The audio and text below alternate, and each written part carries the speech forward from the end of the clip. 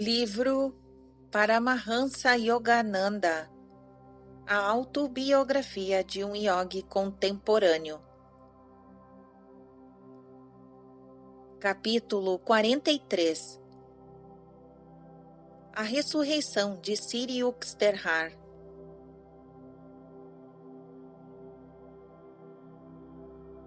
Senhor Krishna, a gloriosa forma de Avatar apareceu-me num esplendor intenso quando me encontrava no Hotel Regente em Bombay, sentado em meu quarto. Fulgurando sobre o telhado de um alto edifício do outro lado da rua, a inefável visão manifestou-se repentinamente enquanto eu contemplava a paisagem pela janela do segundo andar, a longo tempo aberta. A divina figura acenou-me com a mão, sorrindo e inclinando a cabeça em cumprimento. Depois, como se eu não pudesse compreender a exata mensagem do Senhor Krishna, ele partiu com um gesto de bênção. Maravilhosamente elevado, senti que a aparição era um presságio de algum evento espiritual. Minha viagem ao Ocidente fora provisoriamente cancelada. Eu me comprometera a fazer diversas conferências em Bombay antes de partir em nova visita a Bengala. Sentado em meu leito no hotel de Bombay, às 3 horas da tarde do dia 19 de junho de 1936, uma semana após a visão de Krishna, fui interrompido em minha meditação por uma luz beatífica. Ante meus olhos abertos e atônitos, o quarto inteiro transformou-se num mundo estranho. A luz do sol transmutava-se num esplendor sobrenatural. Sentindo-me arrebatado em ondas de êxtase, contemplei a figura de Sri Yukteswar em carne e osso. "Meu filho!" exclamou o mestre com ternura e um sorriso de anjo sedutor. Pela primeira vez em minha vida, não me ajoelhei aos seus pés para saudá-lo, mas avancei-o no mesmo instante para apertá-lo em meus braços avidamente. Momento divino! A angústia dos meses anteriores extinguiu-se. Fez-se imponderável se comparada à beatitude torrencial que me inundou então. Meu mestre, bem-amado de meu coração, por que me deixou? Atribuo esta incoerência a meu excesso de alegria. Por que permitiu que eu fosse a Cumbamela? Com que amargura venho me recriminando por me haver afastado de sua presença? Eu não quis interferir. Você era feliz em sua expectativa de conhecer o local de peregrinação onde encontrei Babaji pela primeira vez. Deixei-o apenas por breve momento. Não estou com você de novo? Mas é o Senhor de verdade, mestre, o mesmo leão de Deus? Está usando um corpo igual ao que enterrei sob as cruéis areias de Puri? Sim, meu filho, sou eu mesmo. Este é um corpo de carne e osso. Embora eu o veja como etéreo, para a sua vista é físico. Como os átomos cósmicos, criei uma forma inteiramente nova, exatamente igual ao corpo físico de sonho cósmico que você depositou sobre as areias do sonho, de Puri, em seu mundo de sonho. Na verdade, ressuscitei, não na Terra, mas num planeta astral. Seus habitantes estão melhor capacitados que a humanidade terrena para seguir em meus elevados padrões espirituais. Você e seus entes queridos, os que alcançaram o êxtase, para lá irão algum dia. Estaremos todos juntos. Imortal Guru, conte-me ainda mais. O mestre teve um riso breve cheio de jovialidade. Por favor, querido, disse ele, não quer afrouxar um pouco o seu braço? Só um pouquinho. Eu o estivera abraçando com uma pressão de polvo. Percebi o mesmo débil aromático e natural odor que fora característico de seu corpo terreno. O emocionante contato de sua carne divina ainda persiste nas faces internas de meus braços e nas palmas das mãos, sempre que relembro aquelas horas gloriosas. Como os profetas são enviados à Terra para ajudar os homens a esgotarem o seu karma físico, assim Deus me enviou a um planeta astral com a missão de Salvador, explicou Siri Uxterhar. Esse globo chama-se Haira Ayaloka, ou Planeta Astral Iluminado. Lá estou auxiliando os seres adiantados a se desembaraçarem de seu karma astral e a se libertarem, portanto, dos renascimentos astrais. Os residentes de Haira Ayaloka têm elevado desenvolvimento espiritual. Todos adquiriram em sua última encarnação terrestre o poder conferido pela meditação de abandonar conscientemente o corpo na hora da morte. Ninguém poderá entrar em Haira Ayaloka se não tiver experimentado na Terra não apenas os Sabikalpa Samadhi, mas também o estado superior de êxtase, Nirbikalpa Samadhi. Observação 364. Vimos isso no capítulo 26.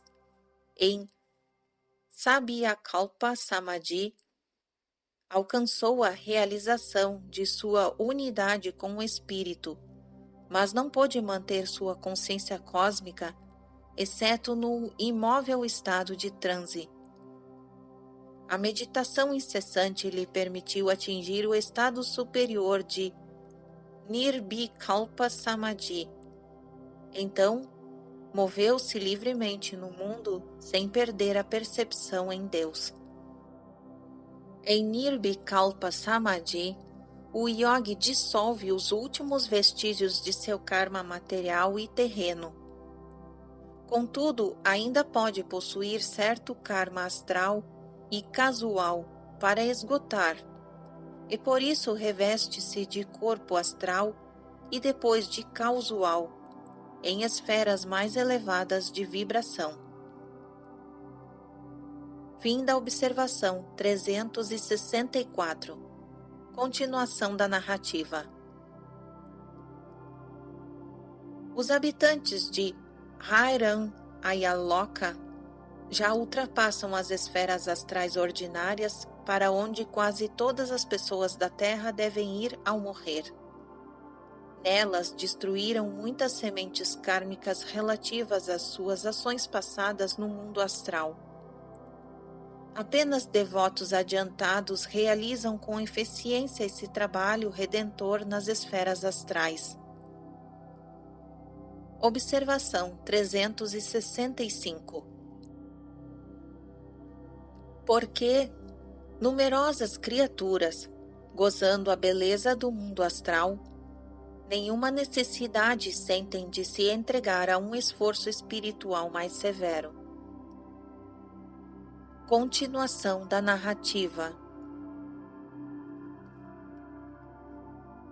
Então, o fim de livrarem inteiramente sua alma de todos os traços de karma astral, a lei cósmica impeliu estas criaturas de aspiração mais alta a renascerem em novos corpos astrais em Hairan Ayaloka, o céu ou sol astral, onde me encontro para ajudá-los. Vivem também em Hairan Ayaloka os seres quase perfeitos vindos do mundo causal superior. Minha mente encontrava-se a essa altura em tão perfeita sintonização com a de meu guru, que ele me comunicava suas imagens-palavras em parte através da linguagem e em parte pela transmissão de pensamento. Assim eu recebia rapidamente seus tabloides de ideias. Você leu nas Escrituras, continuou o mestre, que Deus encerrou a alma humana em 3 corpos, sucessivamente. O corpo causal ou de ideias, o sutil corpo astral, sede das naturezas mental e emocional do homem, e o grosseiro corpo material. Na Terra, o homem está equipado com os sentidos físicos. Um ser astral age através de sua consciência e sentimentos, e de um corpo feito de Vitatrons. Observação 366. Sri Yukteswar usou a palavra prana para traduzi-la.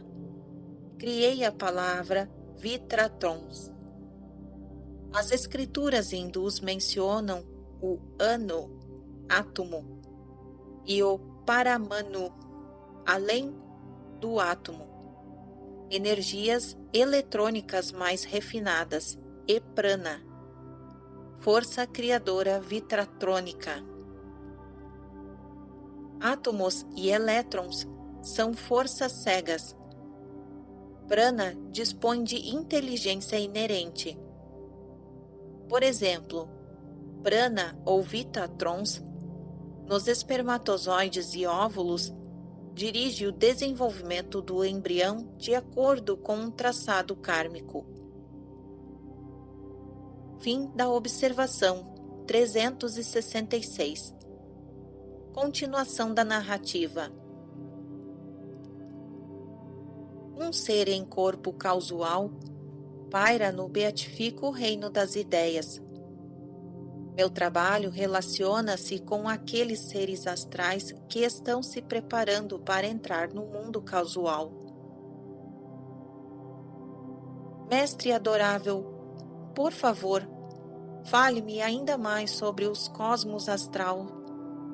Embora eu tivesse afrouxado um pouco o meu braço a pedido de Sri Yukteswar, meus braços ainda continuavam a rodeá-lo.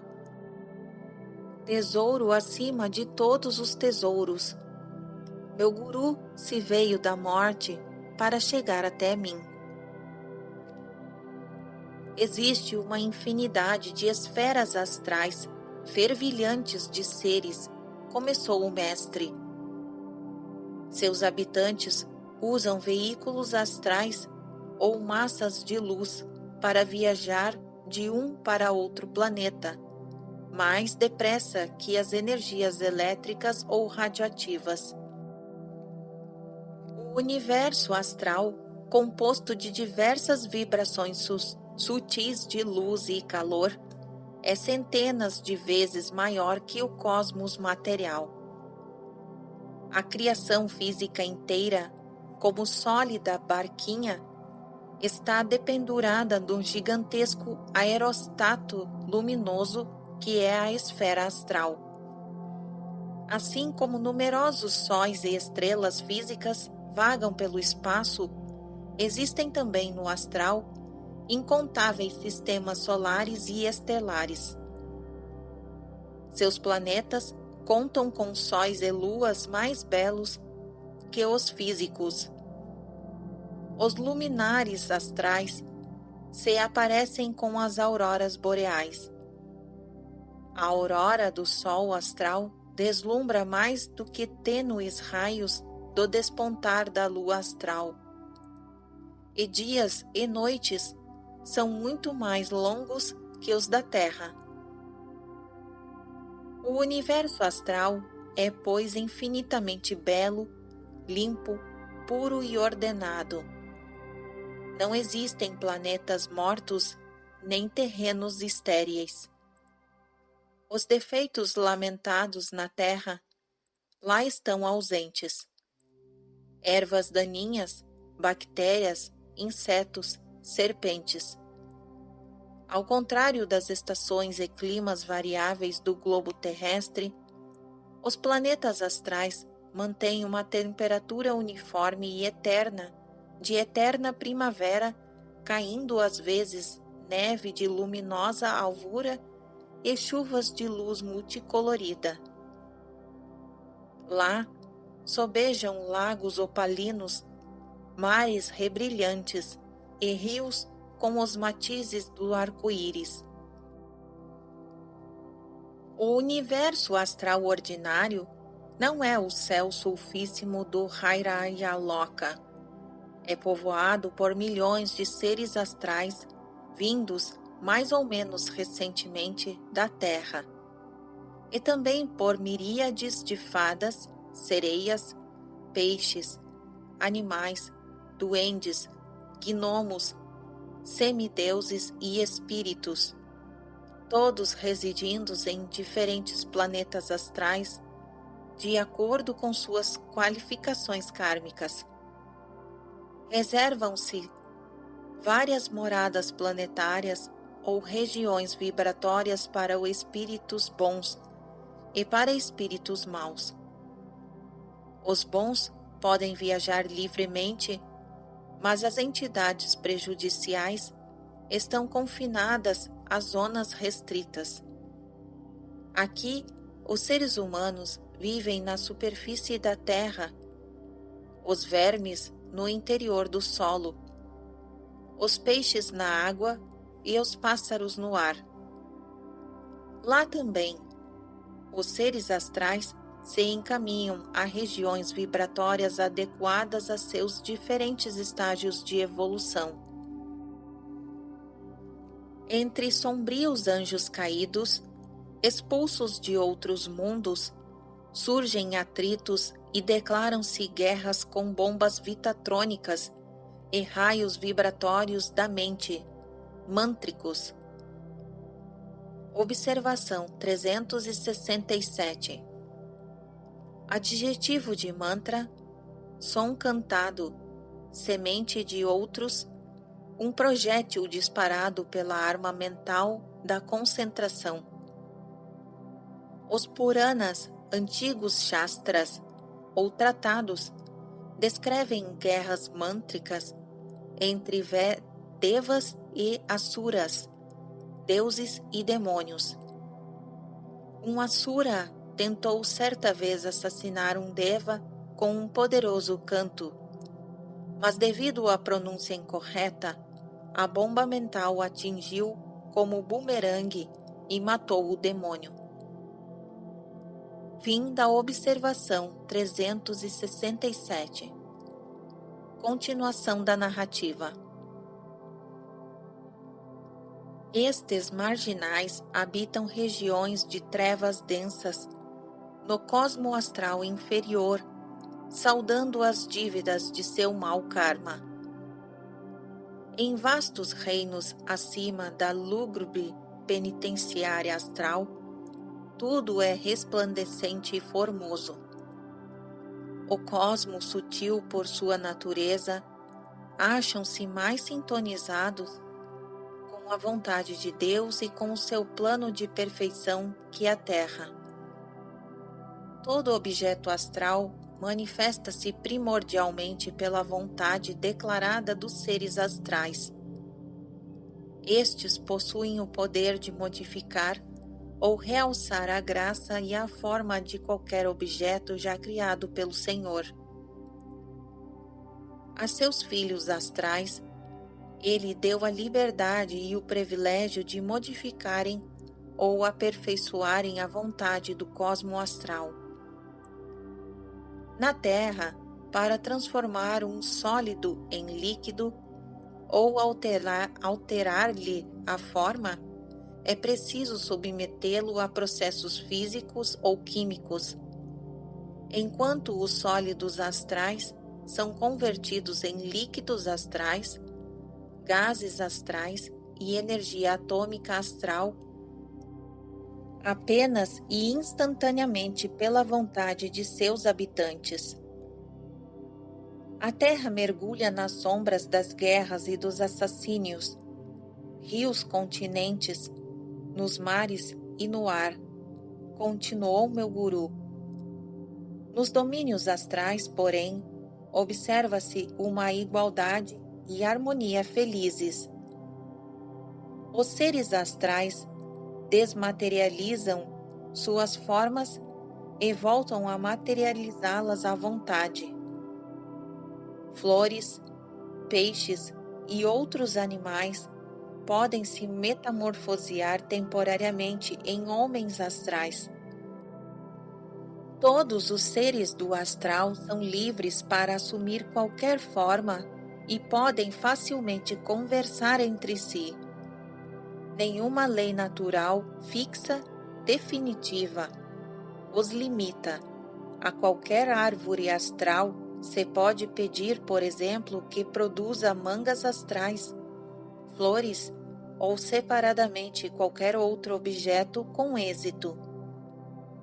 Existem certas restrições kármicas, mas nenhuma distinção se faz no mundo astral quanto ao desejo de possuir esta ou aquela forma. Tudo vibra com a luz criadora de Deus. Ninguém nasce de mulher. Seres astrais, por meio de sua vontade cósmica, materializam sua prole em formas expressivamente esculpidas, astralmente condensadas. Quem recentemente desencarnou no mundo físico integra-se numa família astral por convite, atraída por tendências mentais e espirituais semelhantes. O corpo astral não está sujeito ao frio ou ao calor ou a outras condições da natureza. Sua anatomia inclui um cérebro astral ou o lótus de 1000 pétalas de luz e seus centros despertos de Sushumna, o eixo astral cérebro-espinhal. Do cérebro astral, o coração retira a energia cósmica e luz, enviando-as aos nervos astrais e às células do corpo astral ou vitatrons. Os seres astrais podem alterar sua forma por energia vitatrônicas e por santas vibrações mântricas. Em muitos casos, o corpo astral é uma cópia exata da última forma física. A face e a figura de uma pessoa astral assemelha-se aos que possuía durante a mocidade em sua última jornada terrena. Às vezes, alguém como eu prefere conservar a aparência que tinha em sua velhice. O mestre, a quintessência da juventude, riu jovialmente. Ao contrário do mundo físico tridimensional, só conhecido por meio dos 5 sentidos, as esferas astrais são perceptíveis ao 6º sentido, a intuição, que inclui os demais. Os seres astrais veem, escutam, cheiram, saboreiam e apalpam por meio de multisciente sensação intuitiva. Possuem 3 olhos, 2 dos quais parcialmente fechados. O terceiro e principal olho, verticalmente colocado na testa, está aberto. Os seres astrais têm todos os órgãos externos dos sentidos, olhos, ouvidos, nariz, língua e pele, mas empregam o sentido da intuição para experimentar sensações através de qualquer parte do corpo. Podem ver por meio do ouvido, do nariz ou da pele, escutar pelos olhos ou pela língua, saborear através dos ouvidos ou da pele e assim por diante. Observação 368. Não faltam exemplos de tais poderes na Terra, como no caso de Helen Keller e de outras criaturas. Fim da observação 368. Continuação da narrativa. O corpo físico do homem encontra-se exposto a inúmeros perigos e facilmente se machuca ou se mutila. O etéreo corpo astral pode, às vezes, ser cortado ou esmagado, mas cura-se instantaneamente por mera expressão da vontade. Gurudeva, todas as pessoas astrais são belas?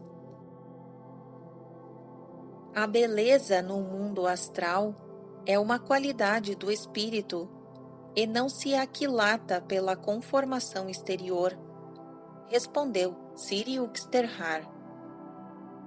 Os seres astrais, por isso, atribuem pouca importância às feições. Eles têm o privilégio, entretanto, de se revestirem à vontade de corpos astralmente materializados, novos e coloridos. Assim, como os homens mundanos envergam novo traje para acontecimentos de gala, também as pessoas etéreas encontram oportunidade de se adornar com formas esculturais. Festas de regozijo nos planetas astrais superiores, como Hairan Ayaloka, ocorrem quando um ser, por ser adiantado espiritual, liberta-se do mundo astral e acha-se preparado assim para ingressar no céu, no mundo casual.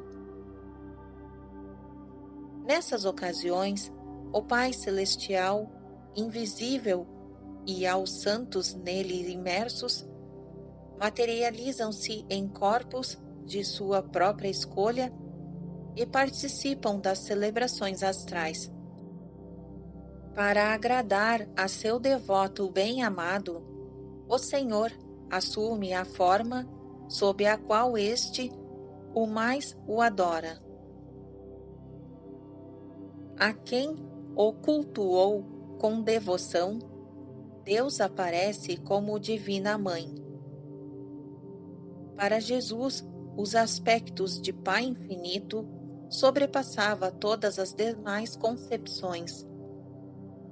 A individualidade conferida pelo Criador a cada uma de suas criaturas faz que todo tipo de demanda concebível ou inconcebível ponha à mostra a versatilidade do Senhor. Meu guru e eu rimos felizes. Amigos de vidas passadas facilmente se reconhecem uns aos outros no mundo astral, continuou Siri Uxterhar, em sua encantadora voz de flauta. Rejubilando-se com o caráter imortal da amizade, eles experimentam a indestrutibilidade do amor e das tantas vezes que se duvidou na hora das tristes e ilusórias separações na Terra. A intuição dos seres astrais perfura o véu e observa as atividades humanas na Terra. O homem, ao contrário, não pode ver o mundo astral, a menos que seu sexto sentido esteja desenvolvido. Milhares de habitantes da Terra vislumbraram momentaneamente um ser astral ou Um mundo astral. Observação 369. Na Terra, crianças de mentes puras são às vezes capazes de ver os graciosos corpos astrais das fadas. Por meio de drogas ou bebidas tóxicas, cujo uso é proibido por todas as escrituras, o homem pode transtornar sua consciência a ponto de perceber formas hediondas nos infernos astrais. Fim da observação 369. Continuação da narrativa. Os residentes adiantados de Hayran Ayaloka permanecem, em geral, despertos em êxtase durante os longos dias e noites astrais, ajudando a resolver problemas intrincados do governo cósmico e de redenção de filhos pródigos, almas apegadas à Terra. Quando os seres de Hayran Ayaloka dormem, têm às vezes visões astrais semelhantes ao sonho. Suas mentes, como de hábito, estão absortas no estado consciente da mais elevada beatitude, Nirvikalpa. Os habitantes de todas as regiões dos mundos astrais ainda estão sujeitos a agonias mentais. As mentes hipersensíveis dos seres mais adiantados em planetas como Hayran Ayaloka sentem dor aguda e algum erro é cometido, de percepção da verdade ou da conduta. Estes seres mais evoluídos esforçam-se para harmonizar cada um de seus pensamentos e atos com a perfeição da lei espiritual. As comunicações entre os habitantes astrais efetuam-se inteiramente por telepatia e por televisão astrais. Lá se desconhecem a confusão e a incompreensão oriunda da palavra oral e escrita que os moradores da Terra estão obrigados a suportar. Exatamente como os homens, numa tela de cinema, parecem mover-se e participar de atividades ao longo de uma série de cenas luminosas, sem respirar de verdade, também os habitantes do mundo astral nadam e trabalham como as imagens de luz inteligentemente guiadas e coordenadas, sem necessidade de retirar forças do oxigênio. O homem depende de sólidos, líquidos, gases e energia para sua subsistência. Os moradores do astral alimentam-se principalmente de luz cósmica. Meu mestre, os seres astrais comem alguma outra substância? Eu sorvia seus maravilhosos esclarecimentos com a receptividade de todas as minhas faculdades, mente, coração e alma.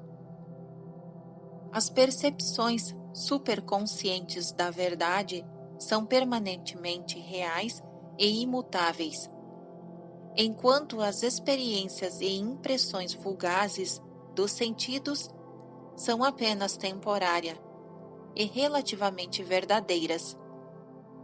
A mente, que delas o homem conserva, logo perde a vivacidade.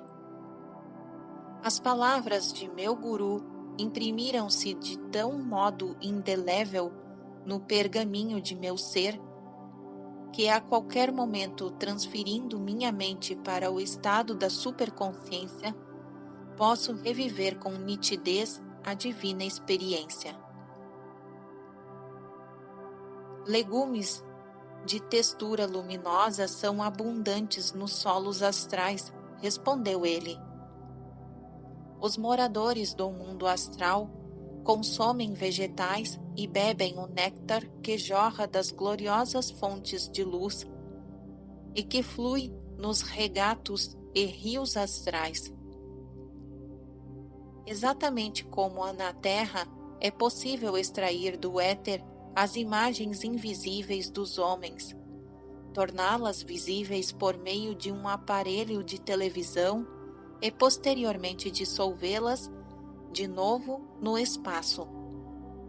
Assim, também os invisíveis projetos estruturais de plantas e legumes criados por Deus e flutuantes no éter condensam-se num planeta astral pela vontade de seus habitantes. Do mesmo modo, nascidos das fantasias insubmissa destes seres, jardins interiores de perfumada flora materializam-se para retornar mais à tarde à invisibilidade etérea. Seus moradores de planetas celestiais como Hairan Ayaloka estão quase livres da necessidade de comer. Ainda mais excelsa é a existência incondicionada de almas quase completamente livres no mundo casual, cujo único alimento é o maná da bem-aventurança. Um ser astral liberto da terra encontra-se com uma multidão de parentes, pais, mães, esposas, maridos e amigos, havidos em diferentes encarnações na Terra. Observação 370. Perguntaram certa vez ao Senhor Buda por que deveria o homem amar todas as pessoas igualmente. Respondeu o grande instrutor: porque nos numerosíssimos e diversificados períodos da vida de cada homem, toda criatura lhe foi, nesta ou naquela época, muito querida. Fim da observação 370. Continuação da narrativa. À medida que estas criaturas regressam de tempos em tempos às várias regiões do cosmo astral. Por isso, sentem-se confusos ao tentar saber a quem amar especialmente. Aprendem, assim, a dedicar amor divino e é igual a todos, como filhos e expressões individualizadas de Deus. Embora a aparência externa dos seres queridos possa haver mudado, menos ou mais, de acordo com o desenvolvimento de novas qualidades na última vida, o ser astral emprega sua infalível instituição para reconhecer todos aqueles que uma vez deu em outros planos da existência e para recebê-los com alegria ao chegarem ao seu novo lar astral. Em virtude de cada átomo na criação estar dotado de individualidade inextinguível, um amigo astral será reconhecido seja qual for o traje de que se revista, assim como na Terra se descobre, observando-se atentamente a identidade de um ator, apesar da caracterização de cada disfarce. Observação 371. As 8 qualidades elementares que participam de toda a vida criada, desde os átomos até o homem, são a terra, água, fogo, ar, éter, movimento, mente e individualidade. Trecho registrado no Bhagavad Gita, capítulo 7, versículo 4. Fim da observação 371. Continuação da narrativa. O espaço de tempo em que um ser se demora no mundo astral é mais longo que na Terra. Em média, o período de vida de um ser astral adiantado é de 500.000 a 1.000 anos, medido segundo os padrões de tempo terreno. Determinadas sequoias sobrevivem à maioria das árvores durante milênios. Certos iogues vivem várias centenas de anos, embora a maior parte faleça aos 60 anos. Alguns seres astrais ultrapassam o período médio de vida astral. Os visitantes do mundo astral nele residem por períodos mais curtos ou mais prolongados, de acordo com o peso de seu karma físico, que os atrai de regresso à Terra dentro de um prazo específico. O ser astral não tem de lutar dolorosamente contra a morte no momento de desprender-se de seu corpo luminoso. Muitos, não obstante, sentem-se um pouco nervosos à medida de se despojarem do invólucro astral para continuarmos apenas com o mais sutil, o causal. O mundo astral acha-se livre da morte, da doença, da velhice indesejável, três pavores que são a maldição da Terra, onde o homem permitiu à sua consciência identificar-se quase inteiramente com um frágil corpo físico, exigindo o socorro constante do ar e do alimento e do sono a fim de subsistir. A morte física caracteriza-se pelo desaparecimento da respiração e pela desintegração das células orgânicas. A morte astral consiste na dispersão dos vitatrons, unidades de energia de que dependem a vida dos seres astrais. Na morte física, o homem perde consciência carnal e torna-se cônscio de seu corpo sutil no mundo astral, experimentando a morte astral. Seu devido tempo, um ser passa da consciência de nascimento e morte astrais às de nascimento e morte física. Estes ciclos periódicos de alojamentos astrais e físicos constituem o destino inelutável de todos os seres não fluiniados. Conceitos de céu e inferno nas Escrituras às vezes despertam no homem memórias de sua longa série de experiências no agradável reino astral e no decepcionante mundo terrestre, revolvendo arquivos mais profundos que a subconsciência. Bem-amado mestre, supliquei, pode descrever com maiores detalhes a diferença entre renascimento na Terra e renascimento nas esferas astrais e causais? O homem, enquanto alma individualizada, tem um corpo essencialmente causal, explicou Siri Uxterhar. Esse corpo é a matriz das 35 ideias concebidas por Deus, forças do pensamento causal fundamentais, para que delas ele pudesse formar posteriormente o sutil corpo astral, de 19 elementos, e o denso corpo físico de 16.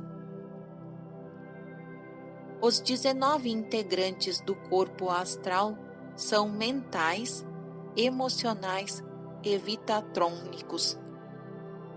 São eles inteligência, ego, sentimento, mente consciente dos sentidos, 5 instrumentos de conhecimento, réplicas sutis dos sentidos da visão, audição, olfato, paladar, tato.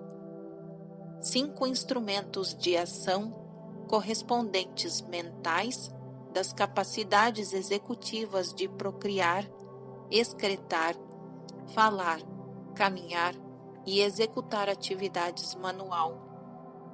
E 5 instrumentos de força vital com poder de realizar as funções orgânicas de cristalização, assimilação, eliminação, metabolismo e circulação do sangue. Este sutil envoltório astral de 19 elementos sobrevive à morte do corpo físico, composto de 16 elementos metálicos e não metálicos. Deus concebeu diferentes ideias dentro de si mesmo, e na tela de seus sonhos fez a projeção delas. Assim, nasceu Maia, a sonhadora cósmica, gigantesca e interminavelmente ataviada com seus ornamentos de relatividade. As 5 categorias ideativas do corpo causal encerram, elaboradas por Deus, todas as complexidades de suas 19 réplicas astrais e 16 físicas. Pela condensação de forças vibratórias, a princípio sutis e depois grosseiras. Ele produziu o corpo astral e finalmente a forma física do homem. De acordo com a lei da relatividade, segundo a qual a simplicidade prístina veio a ser desconcertante multiplicidade, o cosmo causal e o corpo causal são diferentes do cosmo astral e do corpo astral. O cosmo físico e o corpo físico igualmente diferem em suas características daquelas outras formas de criação. O corpo carnal é feito de sonhos materializados, solidificados do Criador. As dualidades sempre caracterizam a vida na Terra: saúde e doença, prazer e dor, ganho e perdas. Os seres humanos encontram limitação e resistência na matéria tridimensional. Quando a doença ou causas diversas abalam severamente o desejo de viver, intervém a morte.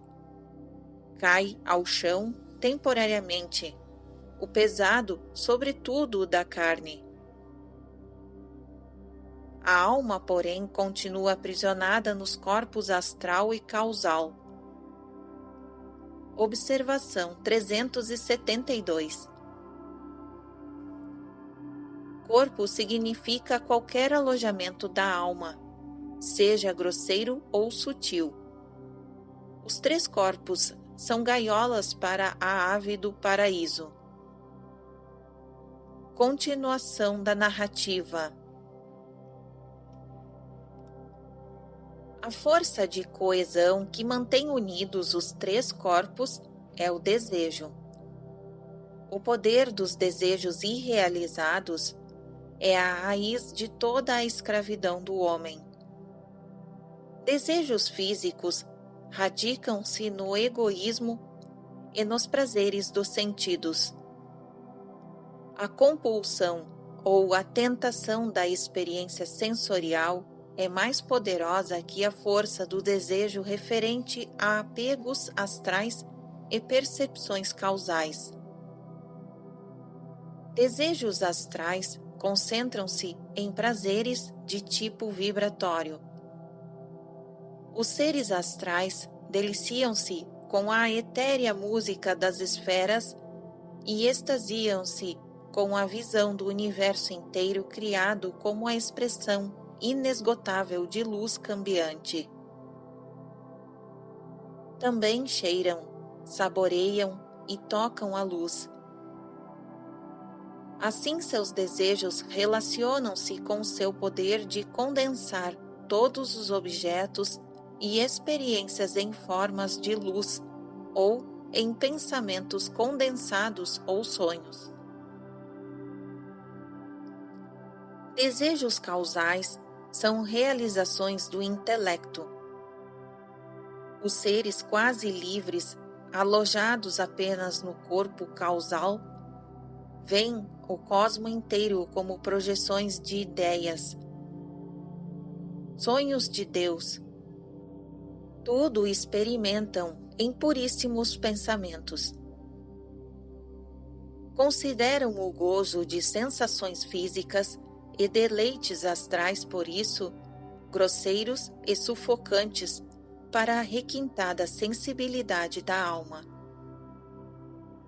Os seres causais realizam seus desejos materializando-os instantaneamente. Observação 373.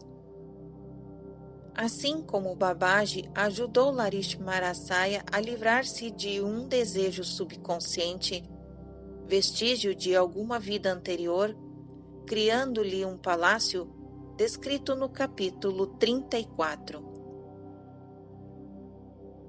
Continuação da narrativa.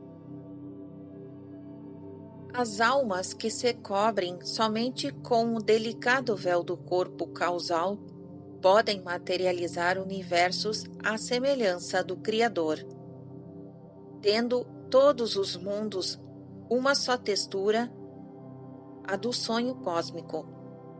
Uma alma, na diafana veste causal, tem vastos poderes de realização.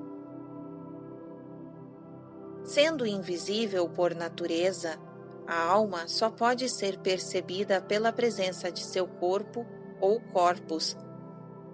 A mera presença de um corpo significa que sua existência se tornou possível devido a desejos irrealizados. Observação 374. E disse-lhes ele: onde estiver o corpo, ali se ajuntarão as águias. Registrado em Lucas 17, versículo 37. Esteja a alma alojada em corpos físicos, astral ou causal, aí as águias dos desejos, que se nutrem como aves de rapina das fraquezas da sensualidade humana ou dos apegos astrais e causais, também se reunirão para conservar prisioneira a alma. Fim da observação 374. Continuação da narrativa. Enquanto a alma do homem se encontra encerrada em 1, 2 ou 3 frascos corporais, tampados hermeticamente com as rolhas da ignorância e dos desejos, não pode mergulhar no oceano do espírito. Destruído o denso receptáculo físico pelo martelo da morte, seus dois outros invólucros, o astral e o causal, ainda persistem e impedem que a alma se una com a absoluta consciência, a vida onipresente. Quando se alcança através da sabedoria a ausência dos desejos, seu poder desintegra os dois vasos remanescentes. A diminuta alma do homem emerge, livre e afinal unificada com a amplidão imensurável. Pedi a meu divino Guru que me desse maiores esclarecimentos sobre a superior e misteriosa esfera causal. O mundo causal é indestrutivelmente sutil, respondeu ele. Para entendê-lo, o homem teria de possuir poderes de concentração tão extraordinários que o habilitariam a fechar os olhos e visualizar como se existissem unicamente em ideias o cosmos, astral e físico em toda a sua vastidão. O aerostato luminoso com a sua sólida barquinha. Se por meio desta concentração sobre-humana ele pudesse reconverter em ideias puras esses dois cosmos, como todas as suas complexidades, alcançaria então o mundo causal, a fronteira de fusão entre a mente e a matéria. Ali percebem-se todas as coisas criadas, sólidos, líquidos, gases, eletricidade, energia, os seres todos, deuses, homens, animais, plantas, bactérias, como formas de consciência, exatamente como um homem, ao fechar os olhos, percebe que ele existe, apesar de seu corpo ser invisível aos seus olhos físicos, uma presença mental, uma ideia apenas. Tudo o que um ser humano apenas imagina, um ser causal converte em realidade. Um homem dotado de grande imaginação e inteligência é capaz em sua mente apenas de saltar de planeta em planeta e de deixar-se cair interminavelmente num abismo de eternidade, depois subir como um foguete ao pálio de galáxias, e de incindir como um holofote sobre as vias lácteas e os espaços constelados.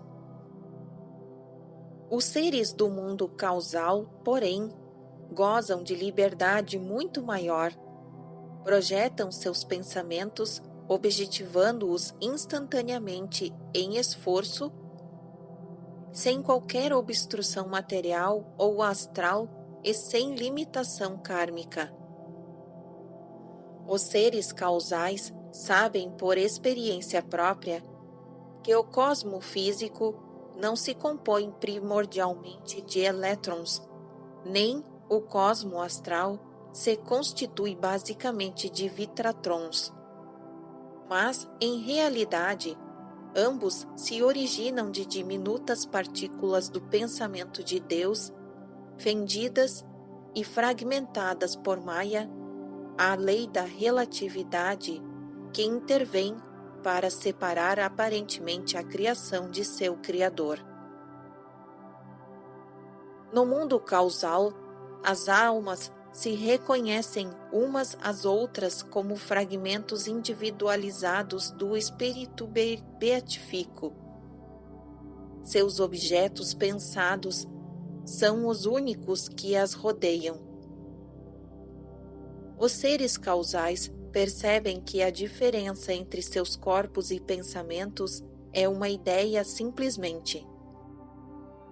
Assim como o homem, fechando os olhos, pode visualizar uma ofuscante luz branca ou uma névoa azul desbotada, os seres causais, também por intermédio exclusivo de seu pensamento, enxergam, ouvem, cheiram, saboreiam e apalpam.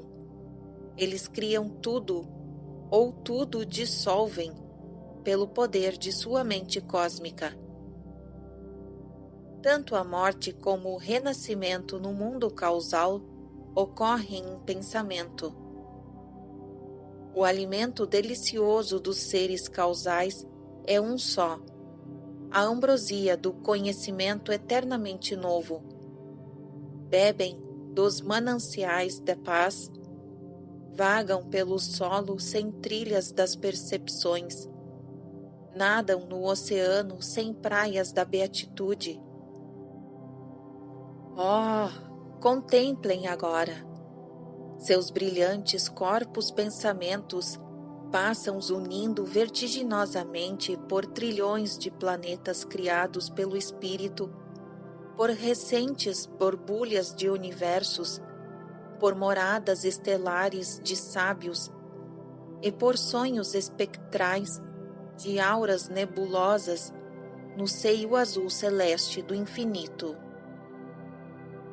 Muitos seres permanecem durante milhares de anos no cosmo causal. Então, depois de êxtases progressivamente mais profundos, a alma se liberta do pequeno corpo causal e incorpora-se à imensidão do cosmo causal. Todos os estanques, remoinhos de ideias, as ondas particularizadas de poder, amor, vontade, alegria, paz, calma, intuição, autodomínio e concentração fundem-se no inesgotável oceano de beatitude. Não mais a alma fruirá sua aventura como onda individualizada de consciência. Agora mergulha no oceano cósmico único, na totalidade das ondas, e é riso eterno, comoção, pulsação perene. Quando uma alma rompe o casulo de 3 corpos, escapa para sempre à lei da relatividade e converte-se no inefável sempre existente. Observação 375.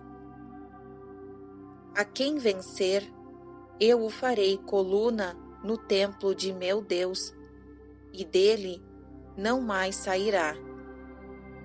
Isto é, não mais reencarnará.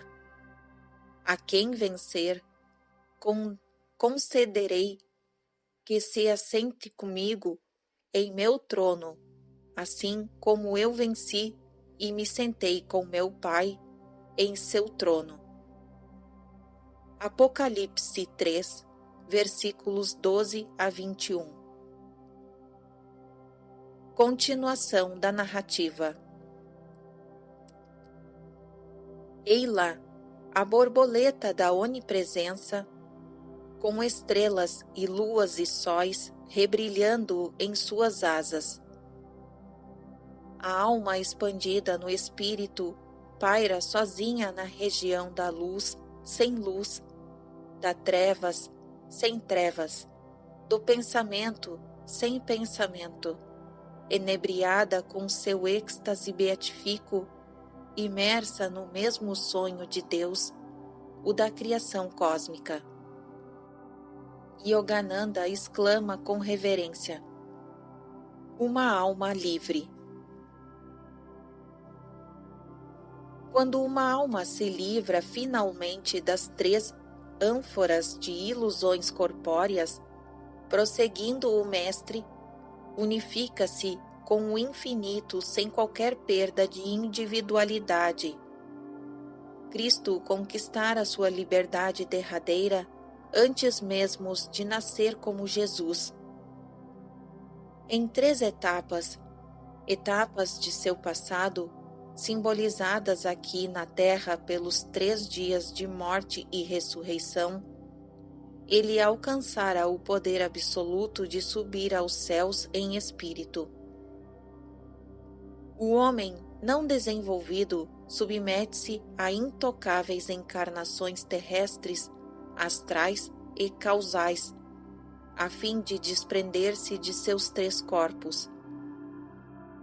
Um mestre que conquista a liberdade final pode escolher se há de voltar à Terra como profeta para ajudar outros seres humanos a regressarem a Deus, ou se, como eu, há de residir no cosmo astral.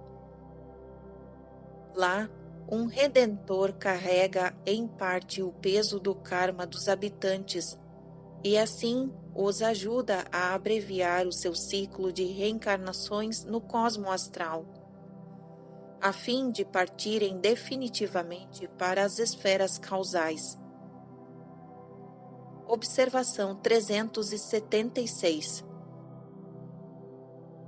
Sir Yuxterhar queria dizer que antes, em sua encarnação terrena, carregara às vezes o fardo da doença para aliviar o karma de seus discípulos, e agora, em sua missão de Salvador, o capacita a transferir para si certos karmas astrais de residentes de Airian Ayaloka, apressando-lhes desta maneira a evolução para o mundo causal ou superior. Fim da observação 376. Continuação da narrativa. Ou então, uma alma liberada pode entrar no mundo causal para ajudar seus habitantes a encurtarem seu prazo no corpo causal e assim conquistarem a liberdade absoluta. Mestre ressurrecto, quero saber mais a respeito do karma que obriga as almas a regressarem aos três mundos. Eu poderia ouvir meu mestre onisciente, pensei, por toda a eternidade. Nunca em sua vida terrena eu fora capaz, em tão pouco tempo, de assimilar tanto de sua sabedoria. Agora, pela primeira vez, eu obtinha a percepção clara e definitiva das casas enigmáticas no tabuleiro de xadrez da vida e da morte. O karma físico, ou seja, os desejos do homem, devem ser completamente esgotados antes que se torne possível sua residência permanente no mundos astrais, esclareceu meu guru com sua voz emocionante. Dois tipos de moradores vivem nas esferas astrais: os que ainda possuem karma físico insatisfeito e devem, por isso, reabitar um corpo denso a fim de saldar suas dívidas kármicas. Classificam-se, após a morte física, mais como visitantes temporários do mundo astral que seus moradores permanentes. Após a morte astral, seres que não expiaram seu karma físico não têm permissão de entrar na excelsa esfera causal das ideias cósmicas, mas estão obrigados a viagens de ida e volta entre os mundos astrais e físicos, alternativamente conscientes de seu corpo físico de 16 elementos grosseiros e de seu corpo astral de 19 elementos sutis. Contudo, uma criatura não desenvolvida, depois de cada perda de seu corpo terreno, permanece a maior parte do tempo no profundo estupor do sono da morte e dificilmente tem consciência do formoso reino astral. Terminado o descanso astral, regressa ao plano físico para novas lições, acostumando-se gradualmente, através de repetidas viagens, aos mundos de sutil textura astral. Ao contrário, residentes normais, isto é, há longo tempo no universo astral, livres para sempre de todos os anseios materiais, já não precisam regressar às vibrações grosseiras da Terra. Eles só têm karma astral ou causal para esgotar. Na morte astral, transferem-se para o mundo causal, infinitamente mais sutil e mais delicado. Depois de certo prazo, determinado pela lei cósmica, estes seres evoluídos voltam então a Hairan Ayaloka ou a um planeta astral de idêntica elevação, onde renascem em novo corpo etéreo para redimir os remanescentes de seu karma astral. Meu filho, agora você pode compreender melhor que ressuscitei por decreto divino, continuou Sri Yukteswar, como um redentor de almas reencarnadas no astral, especialmente das que baixam da esfera causal e não das que sobem da terra. Estas últimas, se ainda conservam vestígios de karma físico, não sobem aos mais altos planetas astrais como Haran Ayaloka. Muitos habitantes terrestres não aprenderam através do olho desenvolvido pela meditação a apreciar as alegrias e vantagens superiores da existência astral, e por isso, após a morte, desejam regressar aos prazeres limitados e imperfeitos da Terra.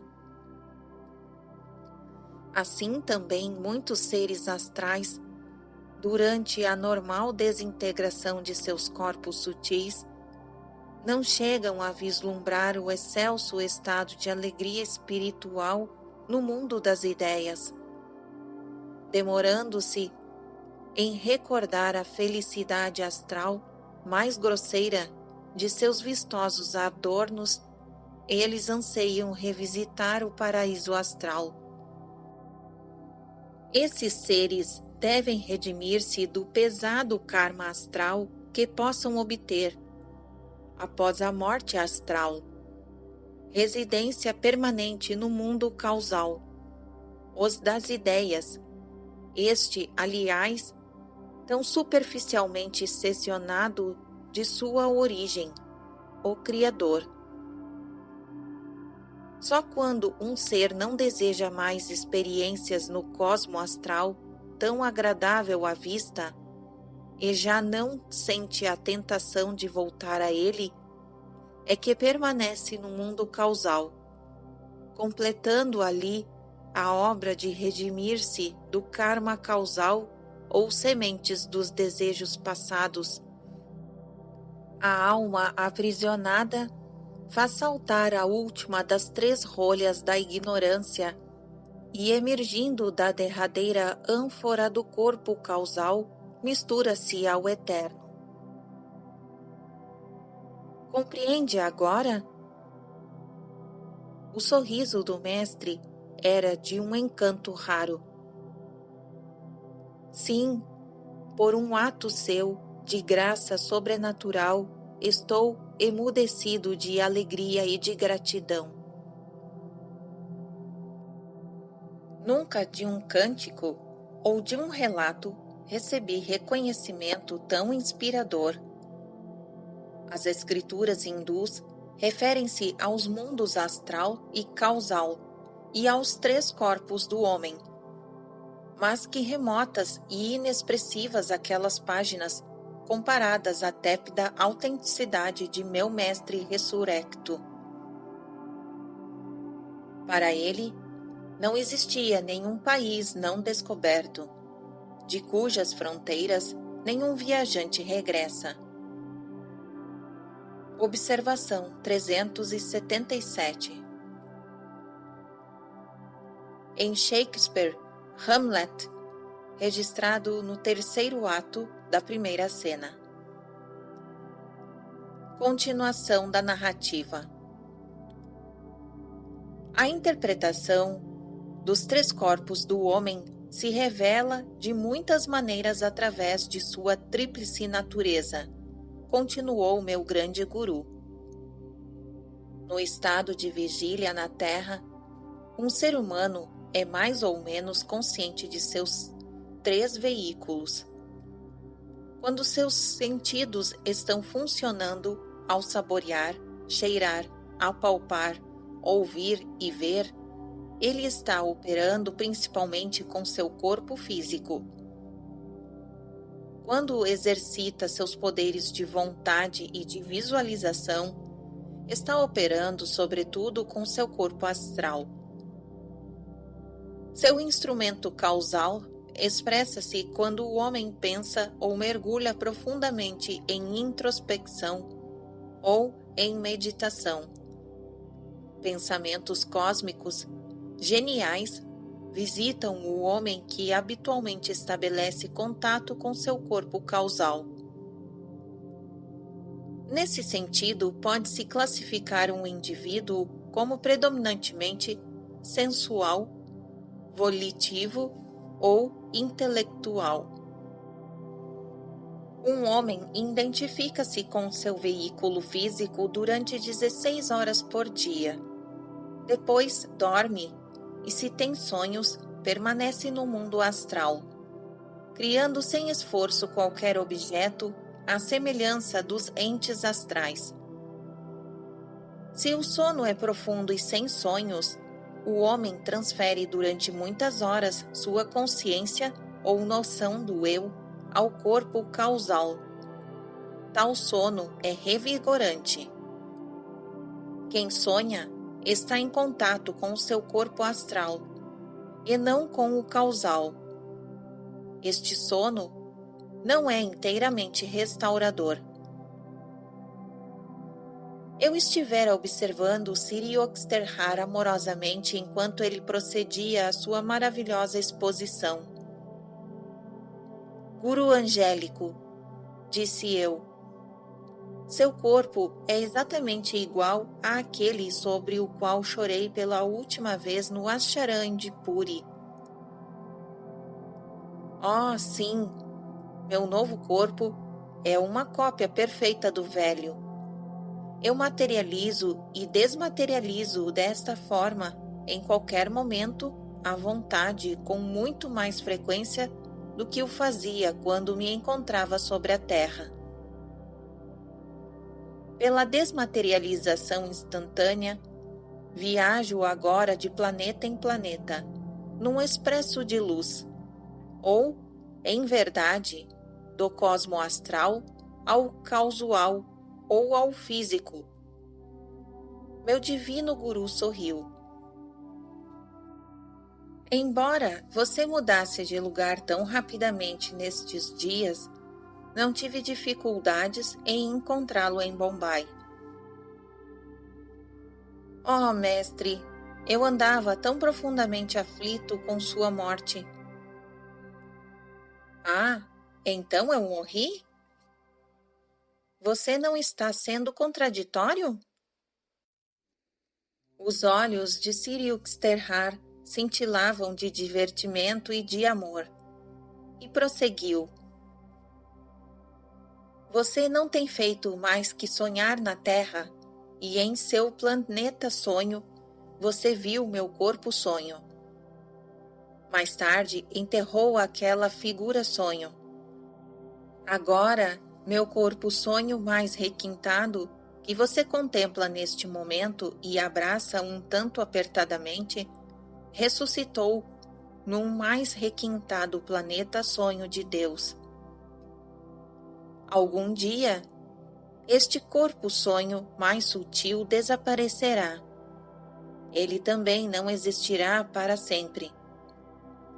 Todas as bolhas de ilusão devem afinal explodir a um derradeiro toque de despertar.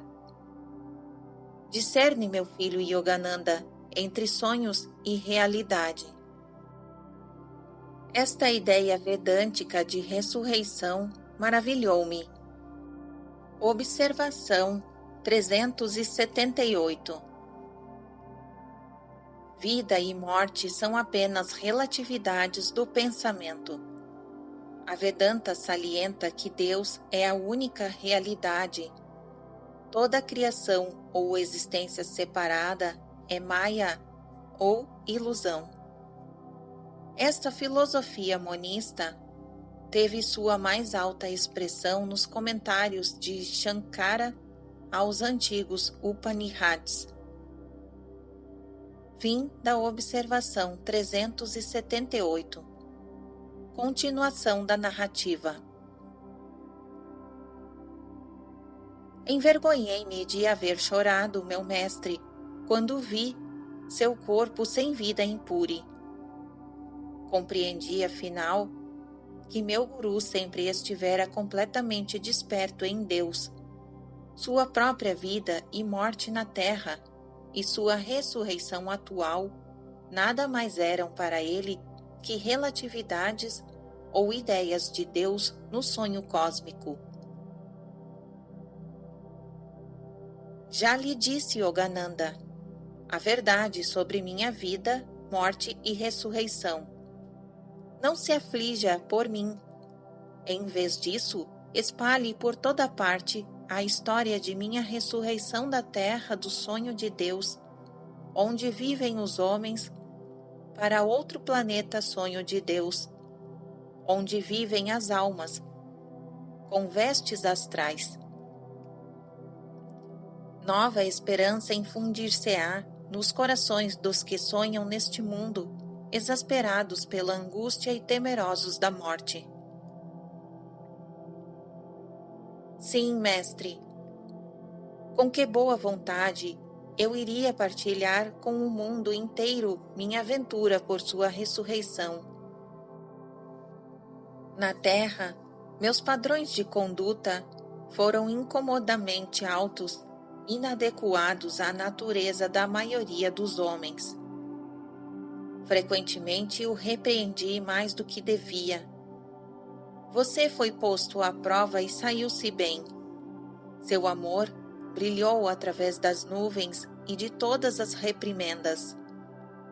E acrescentou com ternura: hoje vim também para dizer-lhe que nunca mais o olharei com o rigor da censura. Não o repreenderei mais. Quanto sentir a falta dos castigos de meu grande guru. Cada um fora um anjo custódio a proteger-me. Mestre caríssimo, reprove-me 1.000.000 de vezes, censure-me agora. Nunca mais ralharei com você. Sua divina voz era grave e contudo nela senti uma correnteza subterrânea de riso. Você e eu sorriremos juntos enquanto nossas duas figuras forem diferentes no sonho maia de Deus. Finalmente, mergulharemos unificados no bem-amado cósmico e nossos sorrisos serão o seu sorriso, nosso cântico de alegria em uníssono vibrará por toda a eternidade irradiando as almas sintonizadas com Deus. Sri Yukteswar esclareceu-me sobre assuntos que não posso revelar aqui. Durante as 2 horas que passou comigo no quarto de hotel em Bombay, ele teve resposta para cada uma de minhas perguntas. Certas profecias sobre o mundo, confiadas a mim naquele dia de junho de 1936, já se cumpriram. Agora devo ir-me, bem-amado. Ao ouvir estas palavras, senti que o mestre se desvanecia dentro do círculo de meus braços. Meu filho, sua voz ressoou, vibrando no mais íntimo firmamento de minha alma. Sempre que você entrar pela porta do Nirkibakalpa Samadhi e me chamar, virei como hoje, em carne e osso. Com esta promessa celestial, Sri Yukteswar desapareceu de minha vista. Uma voz das nuvens repetia, reboando musicalmente: diga a todos, quem souber por meio de êxtase Nirvikalpa que seu planeta é um sonho de Deus, pode vir a ultra sutil planeta sonho de Ayaloka, para me achar ali ressuscitado num corpo exatamente igual ao que tive na Terra. Yogananda, diga isto a todos.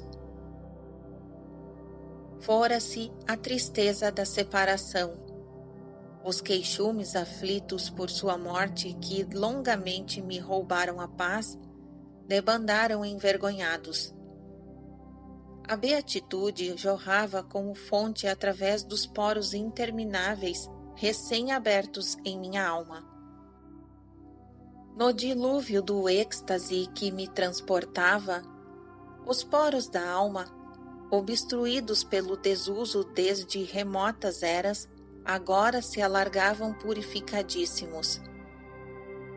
Em sequência cinematográfica, minhas encarnações anteriores deslizaram ante a meu olhar interno. Todo o bom e o mau karma pertencentes a aquelas figuras-sonhos foram dissolvidos na luz cósmica derramada sobre mim durante a divina visita ao Mestre. Neste capítulo de minha autobiografia, obedeci às ordens de meu guru, divulgando a bendita notícia, embora confunda mais uma vez uma geração cética. Rastejar o homem sabe muito bem. O desespero raramente lhe parece um estranho. Estas perversões, entretanto, não pertencem ao verdadeiro destino do homem. Quando quiser, ele se colocará na senda da liberdade. Durante demasiado tempo, ele deu ouvidos ao deprimente pessimismo de seus conselheiros que proclamam: Tu és pó, sem atentar para a natureza indomável da alma. Não fui o único a ter o privilégio de contemplar o Guru ressurrecto.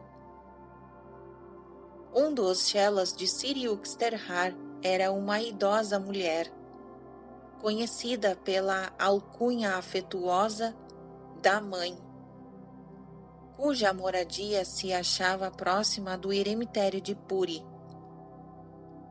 O mestre detinha-se frequentemente para conversar com ela durante o passeio matinal.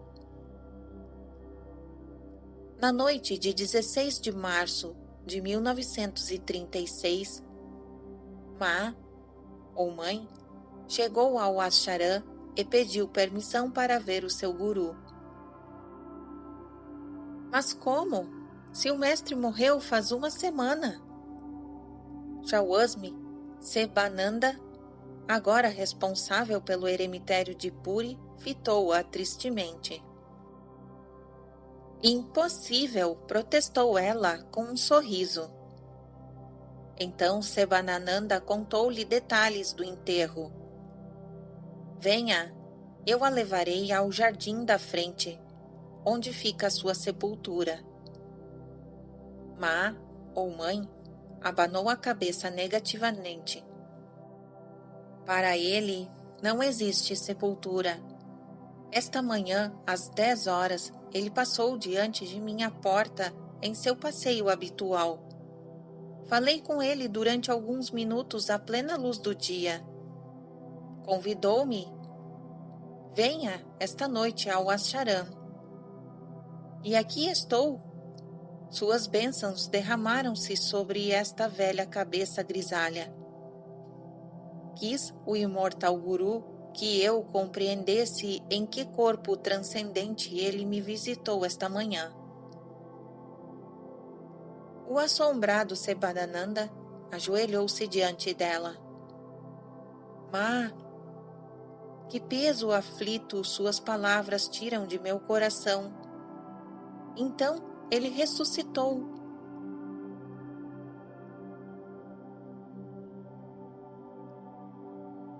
Fim do capítulo 43.